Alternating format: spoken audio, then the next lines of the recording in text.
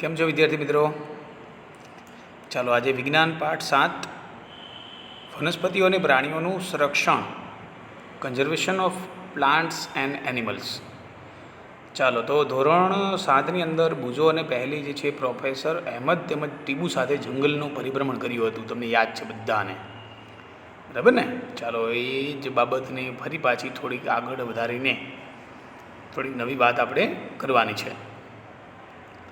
ચાલો તો એ બધા જે છે પોતાના સહ અધ્યાયી સાથે અનુભવો શેર કરવા માટે ઉત્સુક હતા. કારણ કે તમે પ્રવાસમાં જાઓ અને પાછા ઘરે આવો એટલે તમે ઉત્સાહિત હો કે હું બધા જ મારા અનુભવો મારા વાલી સાથે, મારા મિત્રો સાથે શેર કરીશ. એમ બુજો અને પહેલી પણ ઉત્સુક હતા.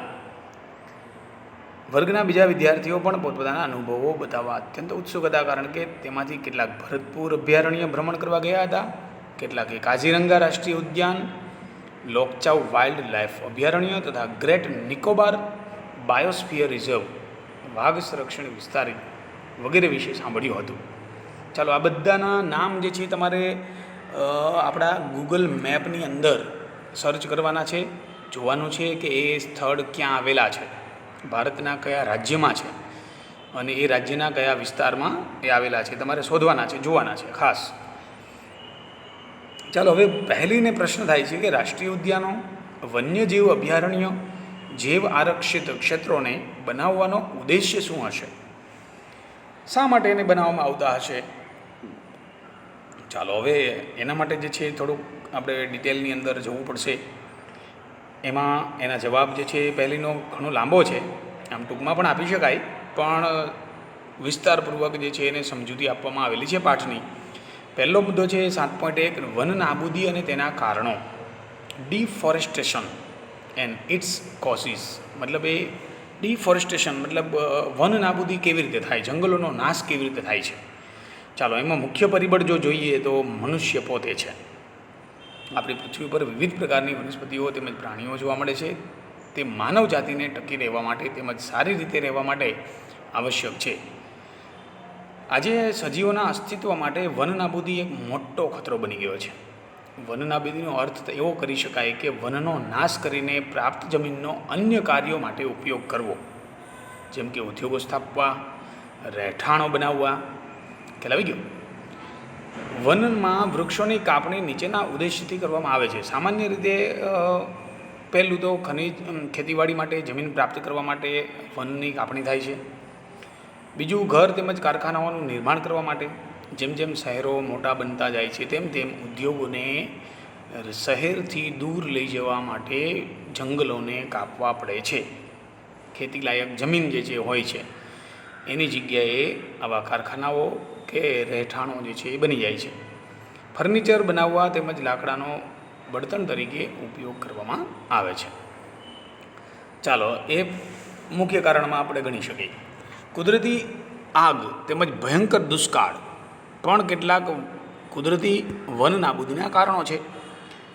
ચાલો હવે અહીંયા આગળ પ્રવૃત્તિ તમને કીધી છે કે પ્રમાણતર કરવાની છે કે ભાઈ તમારી યાદીમાં વન નાબૂદીના અન્ય કારણો જે છે તમે વિચારો કે કયા કયા કારણોસર જે છે એ વનની નાબૂદી થાય. ચાલો તે તમારે વિચારવાનું છે. હવે એ પ્રશ્ન છે કે વન નાબૂદીના પરિણામો શું આવે, એને લીધે શું અસરો ઉદ્ભવે, મનુષ્ય જીવનમાં મનુષ્યના જીવન ઉપર કોઈ મુશ્કેલીઓ અથવા તો કંઈ તકલીફ ઊભી થાય છે કે નહીં. ચાલો એ બાબતને અહીંયા આગળ સમજૂતી આપેલી છે. વન નાબૂદીના પરિણામો. પહેલી તેમજ બુજોએ વન નાબૂદીના કારણોના પરિણામોને યાદ કરવાનો પ્રયત્ન કર્યો. એમને યાદ છે કે વન નાબૂદીથી પૃથ્વી પર તાપમાન તેમજ પ્રદૂષણના સ્તરમાં વધારો થાય છે.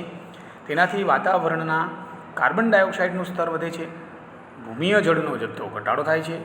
આનાથી ખ્યાલ આવે છે કે વન નાબૂદીથી પ્રાકૃતિક અસંતુલન ખોરવાય છે. મતલબ કે પ્રકૃતિ જે છે એની અંદર ઇમ્બેલેન્સ ઊભું થાય અને જેના પરિણામ સ્વરૂપ ઘણી બધી જીવસૃષ્ટિનો નાશ થાય. ચાલો તો પ્રોફેસર અહેમદે હવે બુજો વચ્ચે એક પ્રશ્ન પૂછે છે. જુઓ કે વન નાબૂદીથી એક બાજુ વરસાદમાં ઘટાડો થાય છે તો બીજી બાજુ પૂર આવવું કઈ રીતે સંભવ છે? ભાઈ હમણાં આપણે કીધું એ પ્રમાણે ક્લાઇમેટ ચેન્જ, ખ્યાલ આવી ગયો? હવામાન અને આબોહવા આપણે આગળના થોડામાં ચર્ચા કરી હતી કે ભાઈ હવામાન એટલે થોડા ટૂંકા ગાળાની પરિસ્થિતિ વાતાવરણની અંદર બરાબર ને. આબોહવા જે છે એ હવામાનની લાંબા ગાળાની પરિસ્થિતિ, સમજાણું.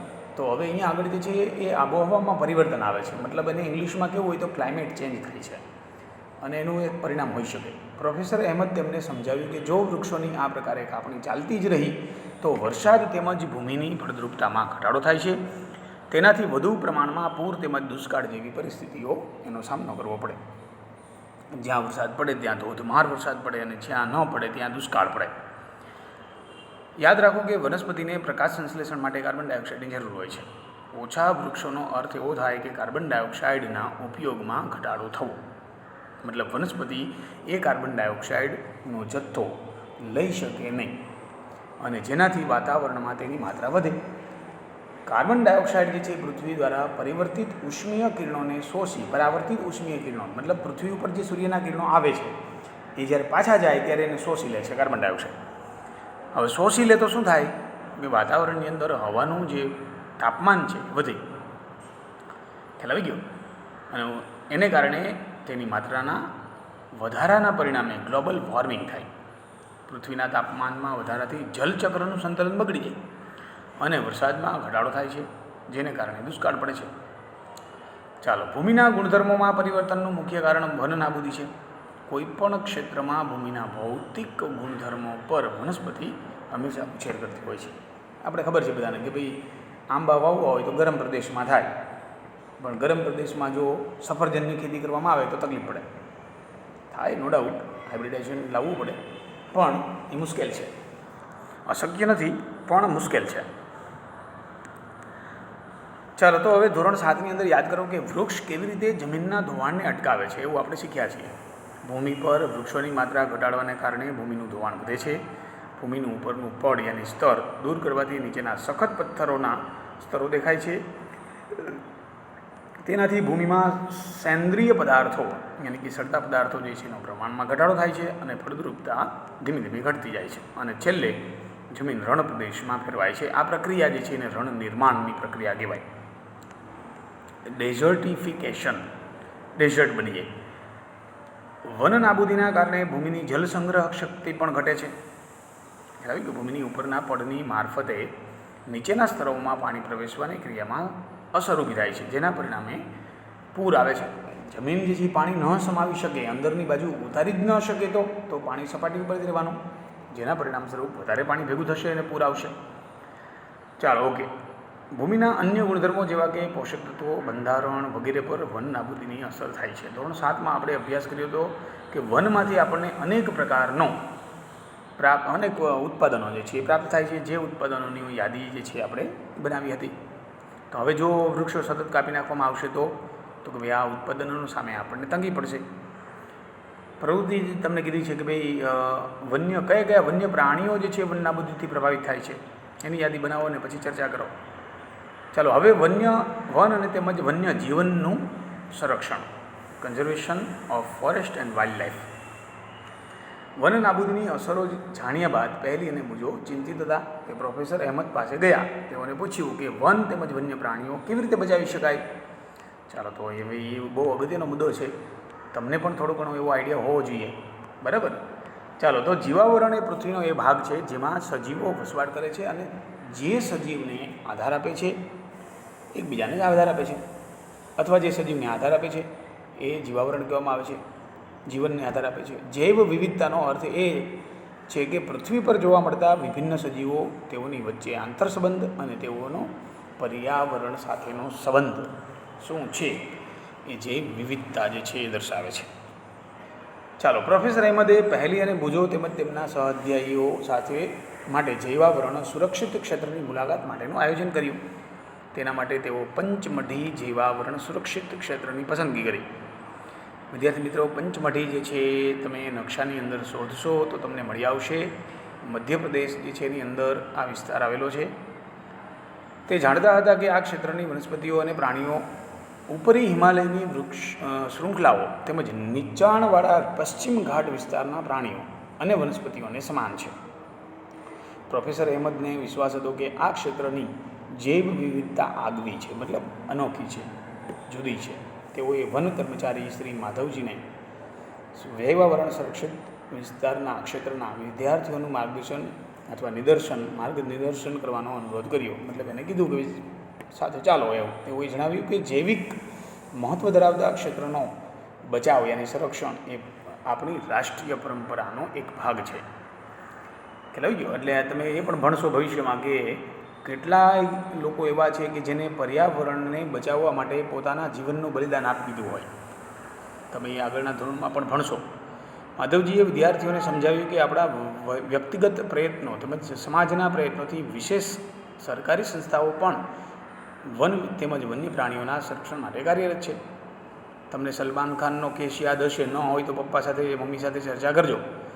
જોધપુરની અંદર રાજસ્થાનની અંદર સલમાન ખાન જે છે એને એક કાળિયારનો શિકાર કરેલો અને એના માટે જે છે એ ઘણી વખત કોર્ટના ધક્કાઓ એને ખાવા પડેલા. ખ્યાલ આવી ગયો. એ જ રીતે મનસૂર અલી ખાન પટોડી એની ઉપર પણ આવો એક કેસ ચાલેલો શિકાર બદલ. ચાલો, તો એવી જ રીતે ઘણા બધા લોકો છે કે જેને આવી રીતે કોઈ પણ પ્રાણીનો શિકાર કરેલો હોય શોખ ખાતર, તો એ લોકોએ કોઈને કોઈ કારણોસર એને કાં તો દંડ કરવામાં આવે છે અથવા તો સજા કરવામાં આવે છે. ખ્યાલ આવી ગયો? ઓકે. માધવજીએ વિદ્યાર્થીઓને સમજાવ્યું કે આપણા વ્યક્તિગત પ્રયત્નો તેમજ સમાજના પ્રયત્નોથી વિશેષ સરકારી સંસ્થાઓ પણ એના માટે કાર્યરત છે. સરકાર તેઓની સુરક્ષા અને સંરક્ષણ માટે નિયમો બનાવે છે, પદ્ધતિઓ અને યોજનાઓ બનાવે છે. વન્ય પ્રાણી અભયારણ્યો, રાષ્ટ્રીય ઉદ્યાનો, જૈવાવરણ, સુરક્ષિત ક્ષેત્ર વગેરે વનસ્પતિઓ અને પ્રાણીઓ માટે સુરક્ષિત તેમજ સુરક્ષિત ક્ષેત્ર છે. સંરક્ષિત અને સુરક્ષિત ક્ષેત્ર છે. વિદ્યાર્થી મિત્રો, આગળ સૌ પ્રથમ જે છે પહેલીનો જે પ્રશ્ન હતો કે આ બધા શા માટે બનાવવામાં આવે છે, જો હવે એની સુધી બરાબર ધ્યાનથી તમે સમજ્યા હશો તો તમને બરાબર યાદ આવી ગયો હશે કે શું કામ બનાવવામાં આવે છે. અહીંયા તમને જવાબ એનો મળી ગયો. હવે અહીંયા આગળ જે છે એ થોડુંક સ્પષ્ટતા કરી દીધી કે વનસ્પતિઓ અને પ્રાણીઓ અને તેમના નિવાસસ્થાનોને સંરક્ષણ કરવા માટે તેમને સુરક્ષિત ક્ષેત્રો જાહેર કરવામાં આવેલા છે. જોજો, બરાબર ધ્યાન આપજો. સંરક્ષણ કરવું એટલે એને બચાવવું અને સુરક્ષિત એને રક્ષણ આપવું. ખ્યાલ આવી ગયો? એ ક્ષેત્ર જે છે એને ત્યાં આગળ કોઈને પણ એન્ટ્રી કરવાની પરમિશન નથી અને જો પરમિશન લીધી હોય તો જ તમને એની અંદર પ્રવેશ મળશે, એ પણ અમુક શરતોને આધીન. જો એ શરતોનું પાલન કરશો તો તમને એ વિસ્તારમાં એન્ટ્રી મળશે. સમજાણું? દાખલા તરીકે દક્ષિણ ભારતની અંદર ઘણા બધા એવા વિસ્તારો છે, અભયારણ્યો છે, જેમ કે હાથીનું અભયારણ્ય છે, તો ત્યાં આગળ તમને રાત્રે 6 વાગ્યા પછી નીકળવાની બિલકુલ મનાઈ હોય છે. સમજાય છે? ત્યાંથી તમે રાત્રે 6 વાગ્યા પછી નીકળી શકતા નથી. 5 કે 6 વાગ્યા પછીનો એ રસ્તો બંધ થઈ જાય, પાછો સવારે એ રસ્તો ખુલે ત્યાં સુધી એક પણ વાહન જે છે ત્યાંથી પસાર થઈ શકતું નથી. બીજું છે અભયારણ્ય, એક એવો વિસ્તાર કે જ્યાં પ્રાણીઓ તેમજ તેમના નિવાસ કોઈ પણ પ્રકારના ખલેલથી સુરક્ષિત હોય. અને રાષ્ટ્રીય ઉદ્યાન કે જે વન્ય પ્રાણીઓ માટે આરક્ષિત ક્ષેત્ર જ્યાં તે સ્વતંત્ર રીતે નિવાસ તેમજ પ્રાકૃતિક સંસાધનોનો ઉપયોગ કરી શકે છે.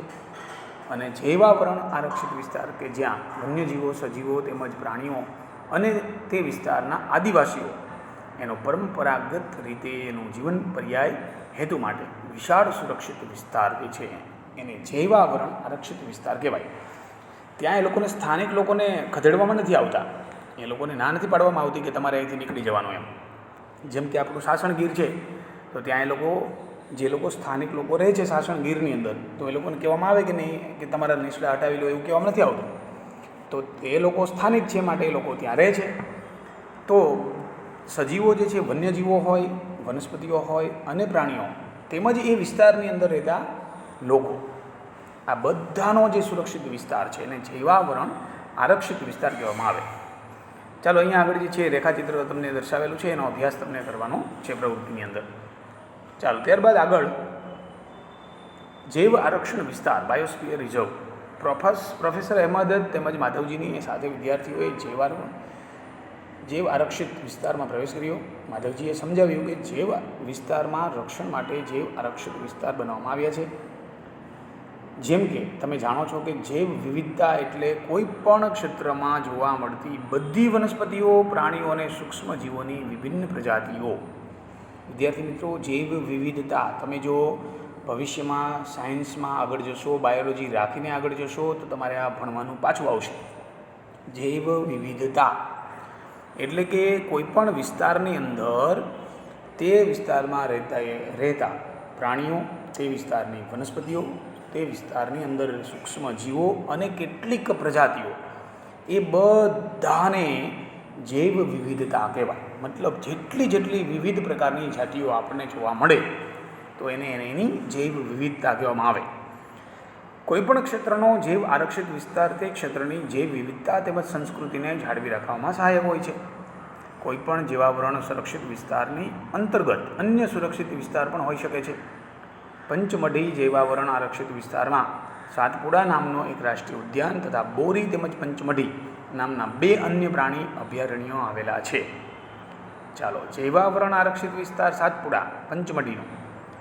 પંચમઢી એ જૈવાવરણ આરક્ષિત વિસ્તાર, જેની અંદર સાતપુડા નામનું રાષ્ટ્રીય ઉદ્યાન, બોરી તેમજ પંચમઢી નામના 2 વન્ય પ્રાણી અભયારણ્યો આવેલા છે. ચાલો, તો અહીંયા આગળ જે છે તમારા જિલ્લાની અંદર જો કોઈ આવો અભયારણ્ય હોય તો એનો ઉલ્લેખ કરવાનો કીધો છે, પણ જરૂરી નથી. અહીંયા આગળ મૂળ વાતો પર આવી જઈએ. જો અહીંયા આગળ જે છે મધ્યપ્રદેશનો જે આખો પંચમઢી વિસ્તાર આપેલો છે એ દર્શાવેલો છે, બરાબર. તો તમને અહીંયા આગળ જે છે એ 4 રંગ જે છે જુદા જુદા તમને જોવા મળે છે.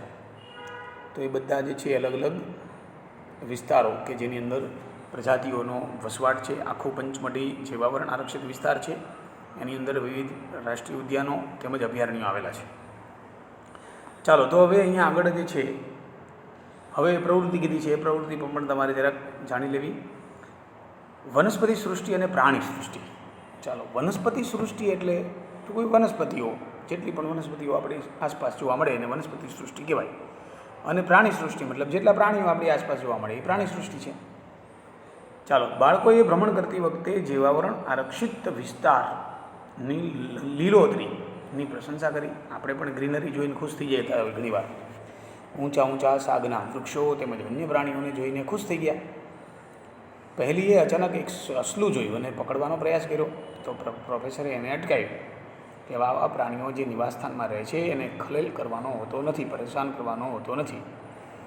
ખ્યાલ આવી ગયો. માધવજીએ સમજાવ્યું કે કેટલાક પ્રાણીઓ તેમજ વનસ્પતિઓ કોઈ વિશિષ્ટ વિસ્તારમાં જોવા મળે છે અને આવા વિશિષ્ટ વિસ્તારમાં જોવા મળતી વનસ્પતિઓને તે વિસ્તારની વનસ્પતિ સૃષ્ટિ કહેવાય અને તે વિસ્તારના પ્રાણીઓ એને પ્રાણી સૃષ્ટિ કહેવાય. ઓકે, ચાલો, અંગ્રેજી નામ પણ યાદ રાખજો, ફ્લોરા અને ફૌના.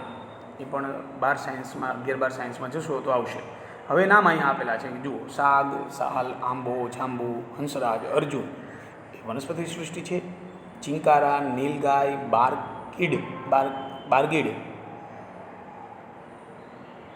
બાર્કિગ ડિયર, ભસ્તુવરણ, ચિત્તલ, દીપડો, જંગલી કૂતરો, વરુ વગેરે પંચમઢી આરક્ષિત વિસ્તારની એ પ્રાણી સૃષ્ટિ છે. ચાલો, એના નામ અહીંયા આપવામાં આવેલા છે, જુઓ, અને ફોટોગ્રાફ્સ પણ આપેલા છે. ચાલો, ત્યારબાદ આગળ બીજી પ્રવૃત્તિ છે. ચાલો, ત્યારબાદ સ્થાનિક જાતિઓ. હવે અહીંયા આગળ જે છે સ્વાભાવિક છે કે આપણે ઘણી વખત ડાંગ જિલ્લાની અંદર ફરવા ગયા હોય તો ત્યાં પણ આદિવાસી લોકો રહેતા હોય છે, તો એ સ્થાનિક પ્રજાતિ, સ્થાનિક લોકો કહેવામાં આવે. બાળકો ઝડપથી શાંતિપૂર્વક ગાઢ જંગલમાં પ્રવેશ્યા. બાળકો એક વિશાળ ખિસકોલીને જોઈને આશ્ચર્યચકિત થઈ ગયા. આ ખિસકોલીની પૂંછડી મોટી પીછાકાર છે. તેઓ તેના વિશે જાણવા ખૂબ જ ઉત્સુક છે. માધવજીએ સમજાવ્યું કે તે વિશાળ ખિસકોલી છે અને તે આ વિસ્તારની સ્થાનિક જાતિ છે. તો સ્થાનિક જાતિનો મતલબ એવો થાય કે એ જાતિ બીજે ક્યાંય પણ જોવા મળતી નથી. પડી સમજ? ચાલો, ઓકે.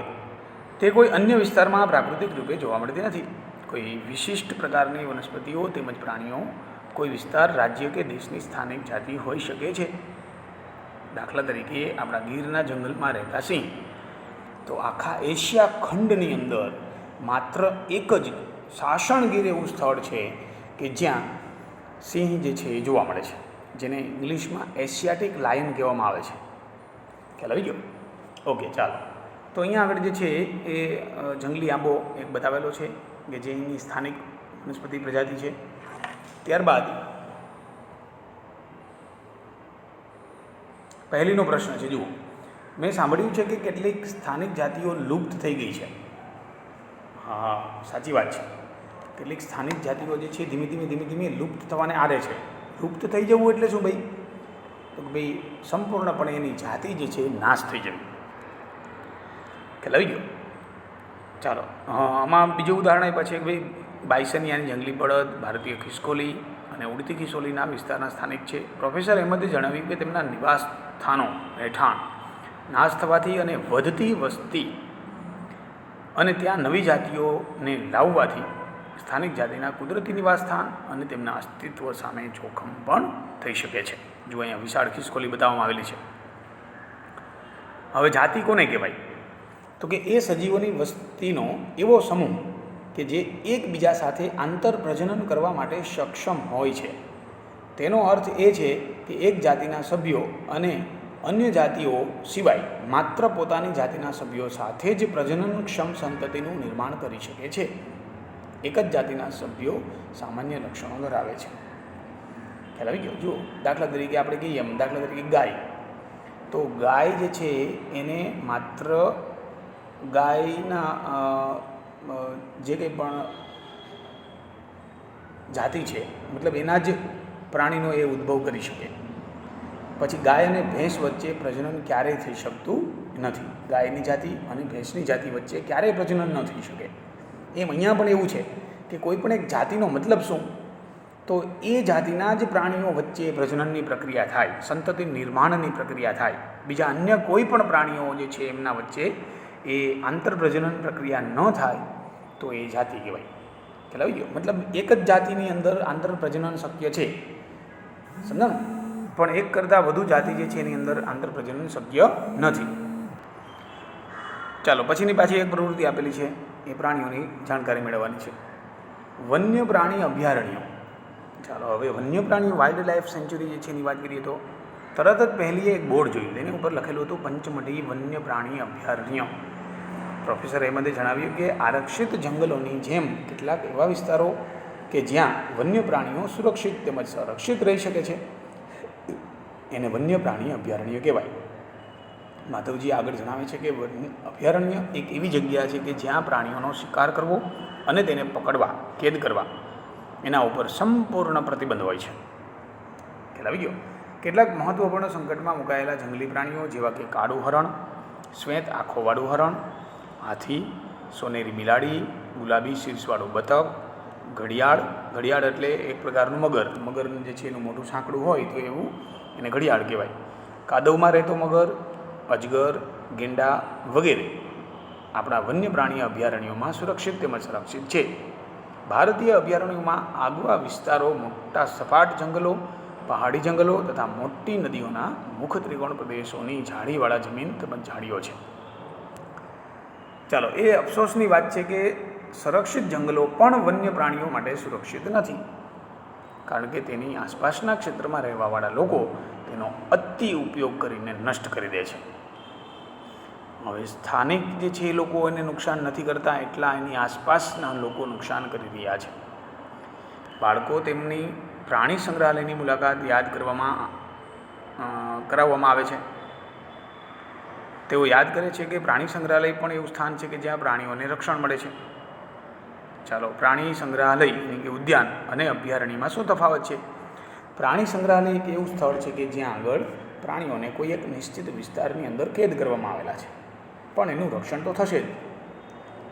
એને ખાવાનું આપવામાં આવશે, એને પાણી આપવામાં આવશે, એને રહેઠાણ માટે, હલનચલન માટે પૂરતી અવકાશ આપવામાં આવશે.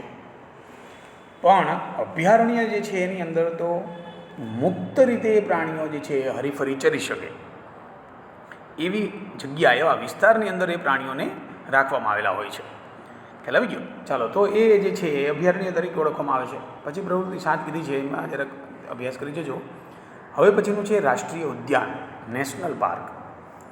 ચાલો, રોડની સાઈડ ઉપર એક બોર્ડ લગાવેલું હતું જેના ઉપર લખેલું હતું સાતપુડા રાષ્ટ્રીય ઉદ્યાન. બાળકો હવે ત્યાં જવા માટે ઉત્સુક હતા. માધવજીએ જણાવ્યું કે આ વિશાળ આરક્ષિત ક્ષેત્ર છે, તેમાં પર્યાવરણના સંપૂર્ણ નિવસન તંત્રનું સંરક્ષણ કરવામાં આવેલું છે. ચાલો, પાછો પ્રશ્ન નવો વિદ્યાર્થી મિત્રો આવ્યો. નિવસન તંત્ર, જે પ્રાણીઓ જે વિસ્તારની અંદર વસવાટ કરતા હોય તે વિસ્તાર એ પ્રાણીઓ માટેનું નિવસન તંત્ર કહેવાય.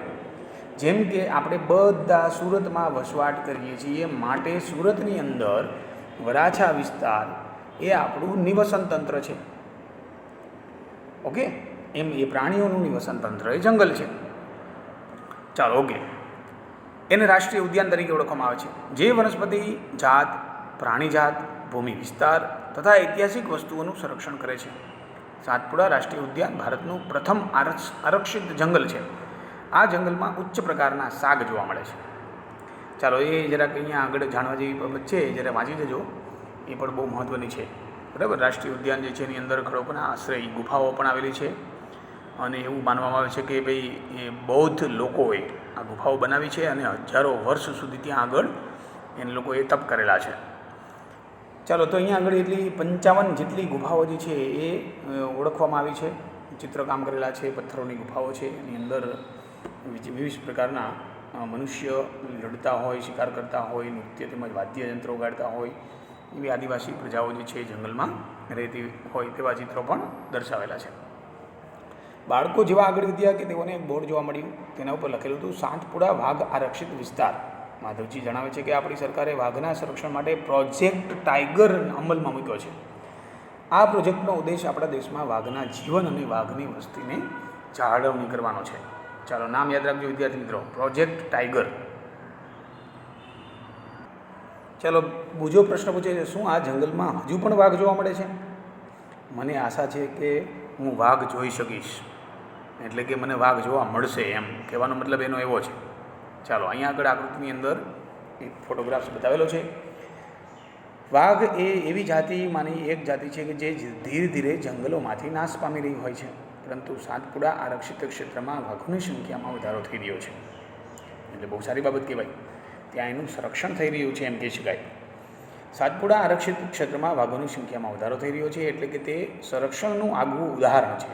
કોઈક સમયે સિંહ, હાથી, જંગલી ભેંસ તથા સાબર, અહીંયાની આકૃતિમાં બતાવ્યો છે એ પ્રમાણે આકૃતિમાં 7.6માં સાબર બતાવેલું છે, પણ રાષ્ટ્રીય ઉદ્યાન સાતપુડા રાષ્ટ્રીય ઉદ્યાનમાં જોવા મળતા હતા.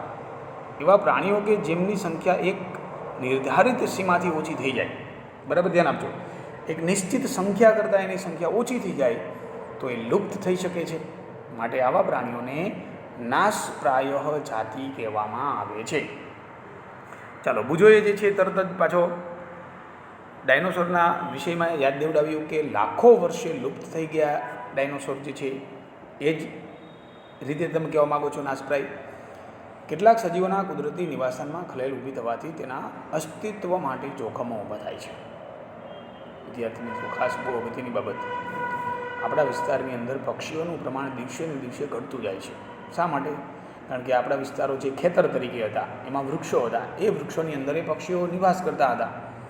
પણ હવે જે જરૂરી છે વિસ્તારમાં પાણી, ખાવાનું, રહેઠાણ, એવું એને પૂરતી માત્રામાં મળી શકતું નથી. એટલા માટે ત્યાંથી લુપ્ત થતા જાય છે. શું માત્ર મોટા પ્રાણીઓ જ લુપ્ત થાય છે? ના, એવું જરૂરી નથી. ચાલો હવે માધવજી જે છે પહેલીને જણાવે છે કે નાના પ્રાણીઓને પણ મોટા પ્રાણીઓ કરતાં લુપ્ત થવાનો ભય જે છે એ ઘણો વધારે હોય છે. ક્યારેક આપણે સાપ, દેડકા, ગરોળી, ચામાચીડિયા અને ઘોડને નિર્દયતાથી મારી નાખીએ છીએ અને નિવસન તંત્રમાં તેમના મહત્ત્વ વિશે વિચારતા પણ નથી કે એનું શું મહત્ત્વ છે, એનું રોલ શું છે. દાખલા તરીકે આપણે ખેતરમાં સાપ નીકળે તો આપણે એને મારી નાખીએ, ઓકે, પણ પછી સાપને મારી નાખ્યા પછી ઉંદરો જે છે એનો ત્રાસ વધી જશે તો શું કરશો? એટલે બહુ મોટી પ્રશ્ન, બહુ મોટી મુશ્કેલી ઊભી થવાની છે, યાદ રાખજો. ચાલો તેઓને મારીને આપણે આપણી જાતને નુકસાન પહોંચાડીએ છીએ, ભલે તે કદમાં નાના હોય, પરંતુ નિવસન તંત્રમાં તેઓના યોગદાનને નજરઅંદાજ ન કરી શકાય. તે આહારજાળ અને આહાર શૃંખલાનો ભાગ છે, જે ધોરણ 7માં તમે શીખી ગયા છો. કોઈપણ વિસ્તારની બધી વનસ્પતિઓ, પ્રાણીઓ તેમજ સૂક્ષ્મજીવ અને અજૈવિક ઘટકો જેવા કે વાતાવરણ, ભૂમિ, નદીના મુખ ત્રિકોણ પ્રદેશ વગેરે એ સંયુક્ત રીતે નિવસન તંત્રનું નિર્માણ કરે છે. ચાલો તો એ નિવસન તંત્ર જે છે એની નિર્માણની વાત કરી. હવે બીજોને પ્રશ્ન થાય છે કે બધી નાશપ્રાય જાતિઓ જે છે એનો કોઈ રેકોર્ડ પણ હશે ખરો? હા, એ રેકોર્ડ રાખવાની જે બુક છે એનું નામ છે રેડ ડેટા બુક. તમારે એની વિશેની માહિતી જે છે એ તમે મેળવી શકો છો, એના માટે લિંક તમને આપવામાં આવેલી છે, જુઓ. પછીનું છે માઇગ્રેશન, સ્થળાંતરણ. વિદ્યાર્થી મિત્રો, માઇગ્રેશન જે છે એ ઘણી વખત એટલા માટે કરતા હોય છે પ્રાણીઓ, કારણ કે અમુક વર્ષના અમુક સમય દરમિયાન એ પાણી કે ખોરાક એને પૂરતી માત્રામાં મળતો નથી. આવું આપણે 7મા ધોરણમાં પણ કીધું હતું. સાઇબેરિયન ક્રેન, આપણે જેને કુંજ પક્ષી કહીએ છીએ, એ રશિયાના સાઇબિરિયાના મેદાનમાંથી છેક આવે છે.